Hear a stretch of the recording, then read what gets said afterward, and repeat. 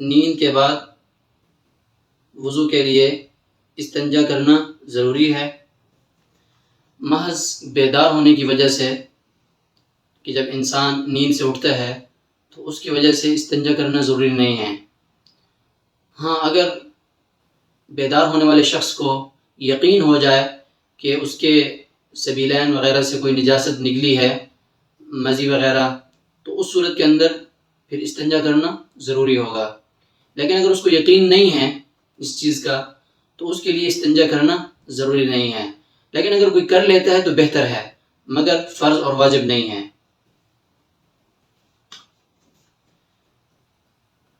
فجر کی سنتوں سے پہلے نوافل ادا کر سکتے ہیں۔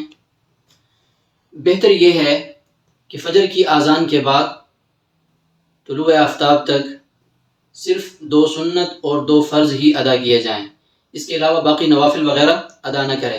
لیکن اگر کوئی شخص پڑھ لیتا ہے تو اس میں کوئی حرج نہیں ہے۔ 5ویں رکعت کے لیے کھڑا ہو گیا تو کیا کرے گا؟ کوئی شخص 4 رکعت والی نماز ادا کر رہا تھا تو چوتھی رکعت سے فارغ ہونے کے بعد بیٹھنے کی بجائے سیدھا کھڑا ہو گیا، قیام کی حالت میں چلا گیا اور 5ویں رکعت کے لیے کھڑا ہو گیا، تو اب وہ کیا کرے گا؟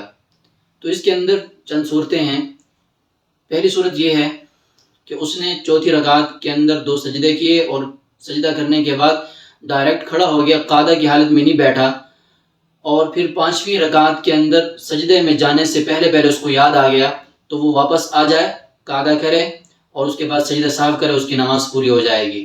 اگر اس نے 5ویں رکعت کے لیے کھڑا ہوا اور بعد میں سجدہ بھی کر لیا تو اب وہ 6ٹھی رکعت ساتھ ملائے گا، تو یہ نماز اس کی پوری نفل ہو جائے گی اور فرض دوبارہ ادا کرے گا۔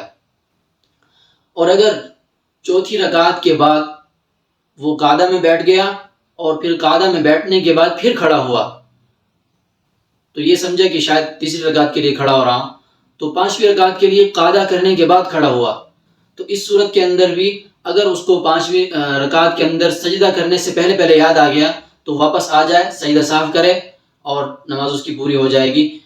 لیکن اس نے سجدہ کر لیا اور سجدہ کرنے کے بعد پھر اس کو چاہیے کہ وہ 6ٹھی رکعت بھی ساتھ ملائے، تو یہ 2 رکعت نماز نفل ہو جائیں گے اور جو 4 رکعت نمازوں کی وہ فرض ہو جائے گی، لیکن اس صورت کے اندر بھی سجدہ صاف کرنا ہوگا۔